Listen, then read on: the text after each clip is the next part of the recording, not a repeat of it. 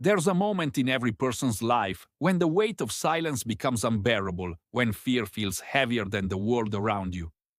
For Ayan, that moment came again and again until one day he decided to stand.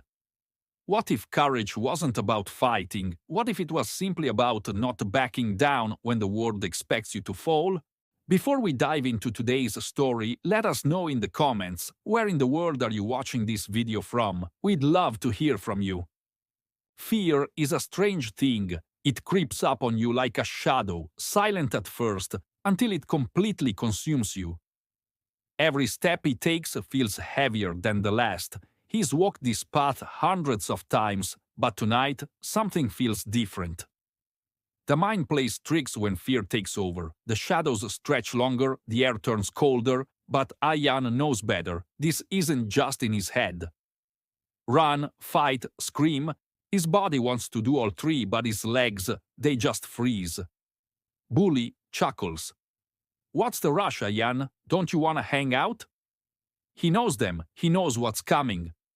Bully, too, grinning. Looks like he's scared, huh? Humiliation burns hotter than fear. He wants to fight back. He wants to stop them.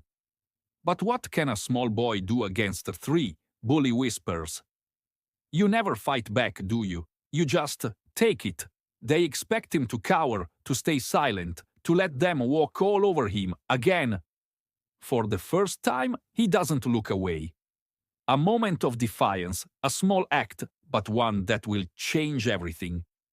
Something changed in that moment, not just in Ayan, but in them too.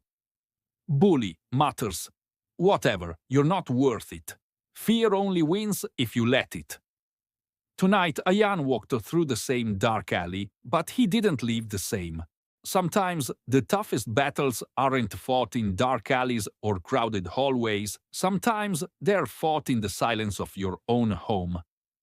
Home should be the place where you find refuge from the world outside. But for Ayan, it was no sanctuary. It was a battleground, silent and unspoken, yet every bit as cruel as the streets. Ayan's mother doesn't need to ask. She already knows. She sees the weight in his eyes, the same weight she's carried for years. It's the weight of defeat, of helplessness. But she's learned not to speak of it. There's no use. There's no escaping it. Ayan's father was a man broken by life, a once proud man who had fallen prey to the same system that had been crushing them all. His work, once a source of pride, had faded into a memory. The bruises on his hands weren't from work anymore. They were from the fight to survive, a fight that he was losing. Father gruffly eyes down. How was school, Ayan, quietly? Same as always, father murmuring. I remember when I used to believe things would get better, when I thought we'd get out of this.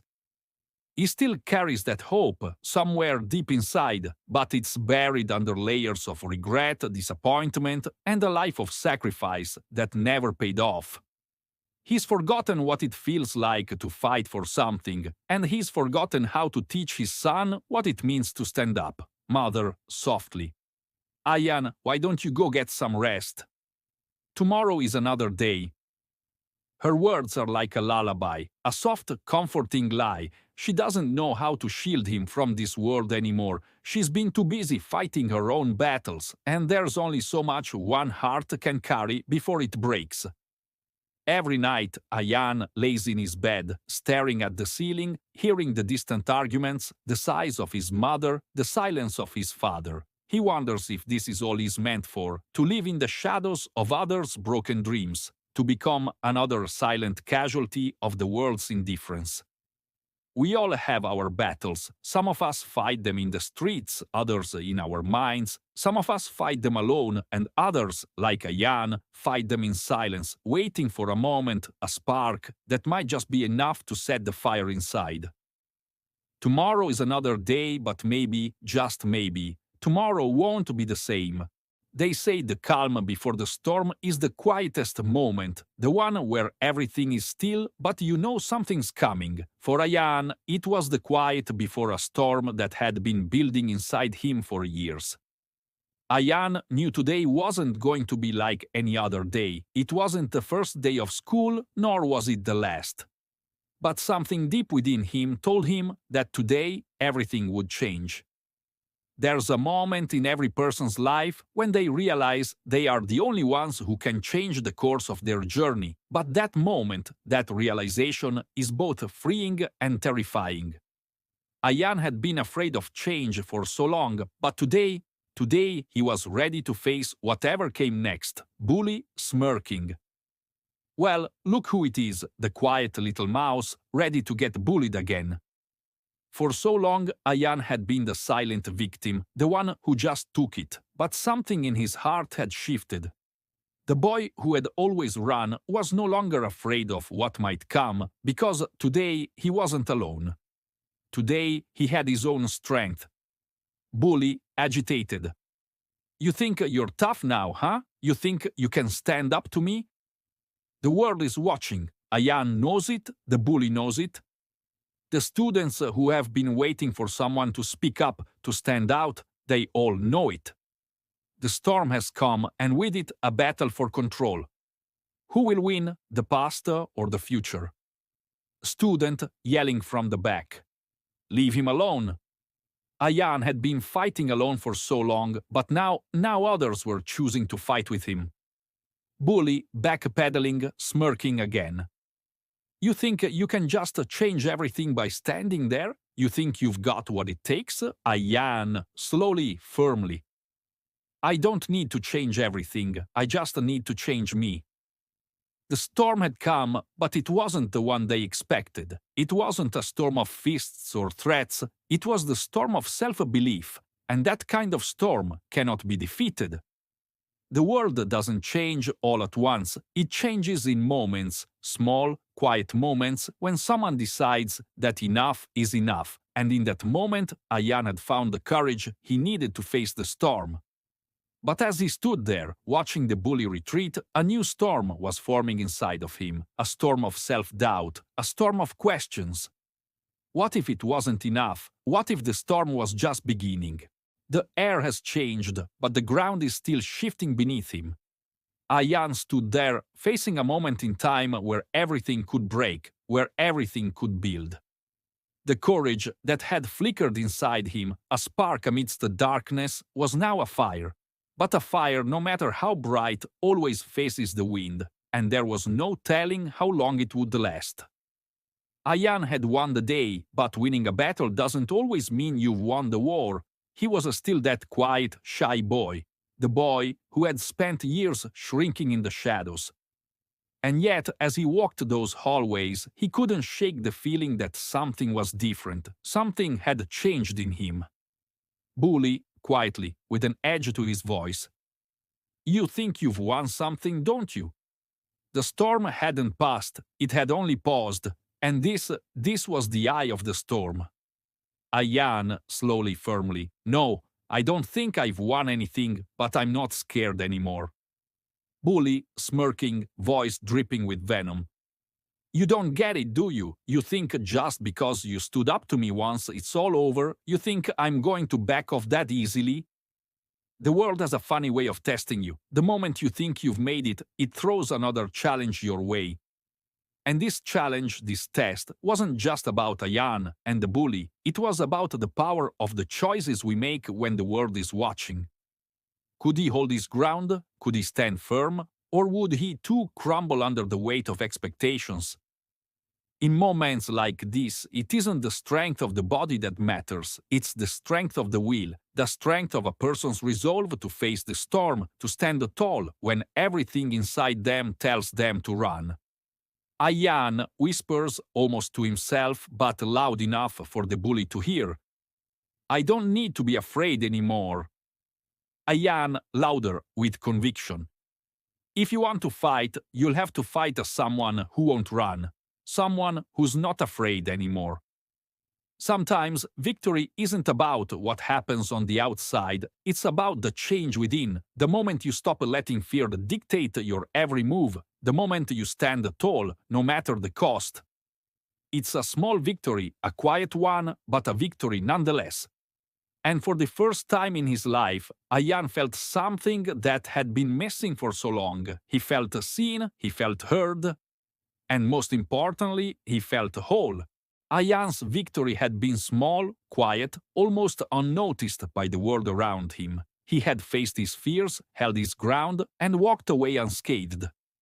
But as he sat there in the classroom, staring at the empty page in front of him, he couldn't help but wonder, had he really won? Was that fight, his stand, enough to change the course of his life, or was it just another fleeting moment of defiance? The truth about courage is that it's never quite as simple as it seems. The world doesn't stop turning just because you decide to stand up. You don't get to wave a flag and call it victory. No, courage comes with a cost, and Ayan was about to learn just how much he had to pay. It's the moments after the battle ends, when the adrenaline fades and the noise quiets, that the true test begins. Ayan had taken his stand, he had held his ground. But now, in the silence, the truth was starting to unravel. It wasn't just the bullies he had to face. Sometimes the hardest battles are fought in the places we least expect, in the silence of our own homes, in the faces of the people we love. Father, softly with a sigh. Ayan, I've been meaning to talk to you. What Ayan didn't realize was that his victory had come at a cost that would unravel the very fabric of his world, piece by piece. Father, shifting uncomfortably, voice low. I don't want you getting involved in these things, Ayan. Fighting, standing up to people like that. You don't know what you're doing. You don't know what kind of trouble you're inviting. For the first time, Ayan felt the weight of his actions. He thought he had done something brave, something right, but to his father, to the man who had given up on fighting a long time ago, Ayan's defiance felt like a threat to the very safety he had tried so desperately to protect. Ayan, voice trembling. But I thought I was doing the right thing. Father, shaking his head, voice heavy with regret. You don't understand. You're just a kid. There are things in this world that we can't change, not like that, not with anger or defiance. I've seen what it does, Ayan. I've seen it tear people apart. The world hadn't stopped turning for Ayan. It had only gotten more complicated. The path ahead wasn't clear anymore. The storm inside him wasn't over. It was only beginning, and the unraveling of his world, his family, his sense of self, was just starting to show its true cost. The storm, it seemed, was far from over. Change doesn't always come in the form of grand gestures or epic battles. Sometimes it's the smallest shift that starts it all. A single word, a glance, a decision made in the quietest of moments. For Ayan, his courage had become a ripple, and like all ripples, it spread further than he could have ever imagined. It's funny how one person's courage can shift the world around them. The truth is, courage is contagious. It spreads in the most unexpected ways. One spark can light a fire in others, even when they don't realize it's happening, and suddenly, the quiet voices that once stayed silent find themselves speaking out. Ravi, tentatively, Hey, Ayan, I saw what happened today. That was amazing. I don't think I could have done that. Ayan, softly. It wasn't just me, it was all of us. I couldn't have done it if it weren't for the others stepping up. It wasn't just Ayan who had changed that day. Something had shifted in Ravi too. The ripple had touched him, stirred something deep inside. He wasn't the only one. All around Ayan, the air had changed. The atmosphere was different now. Students who had once watched in silence began to speak up, to stand a little taller, to act on the courage that had quietly bloomed in them. And without realizing it, Ayan had sparked a wave of change. Change is always uncomfortable at first. It challenges the norm, disrupts the balance, and makes people question everything they thought was true. But Ayan had done something that many thought impossible. He had started something, a movement of small acts of courage, each one building on the next, spreading out into the world around him. When one person stands up, the world begins to see that it's possible, that they too can stand, that they too can act. And in the quiet corners of classrooms, the empty spaces in hallways, the unspoken thoughts in minds, something beautiful begins to grow. A community built on courage, not fear. The truth is, Ayan never set out to change the world. He never sought to be a hero. He only wanted to survive. But in doing so, he changed the course of his life and the lives of others around him. He had learned that sometimes standing up for yourself is the first step in standing up for others. The ripple effect is always unpredictable. You never know how far it will go or who it will touch. But what Ayan has learned is that one act of courage, no matter how small, can change the course of everything. And with that change, the world around him began to shift, one small step at a time. There comes a moment in every person's journey when they must face the very thing that once broke them. A moment when they must confront their fears, not because they are fearless, but because they have learned to stand anyway. Ayan knew, deep down, that the journey he had started, the courage he had built, would lead him to this final confrontation, a confrontation that would test everything. Ayan had fought against the bullies before, but this time he wasn't fighting just for himself. This time he was fighting for something bigger, for everyone who had ever been pushed down, for everyone who had been told they weren't enough. This wasn't just about surviving anymore, this was about standing no matter what. Bully leader, sneering. What now, Ayan? You think you've earned respect? You think you've won? Ayan, quietly, but with a force that resonates. I've earned something more than respect. I've earned my right to stand here, and I won't be silent anymore. This was the moment, the one he had been waiting for, the final test. It wasn't about strength, it wasn't about what he could say or do. It was about the sheer will to stand firm in the face of everything that had once made him shrink back. Today, Ayan had to face himself. And in doing so, he had to face the bully who represented all his fears. Bully leader, voice, cracking, defensive. You think you've won? This is nothing. You've got nothing.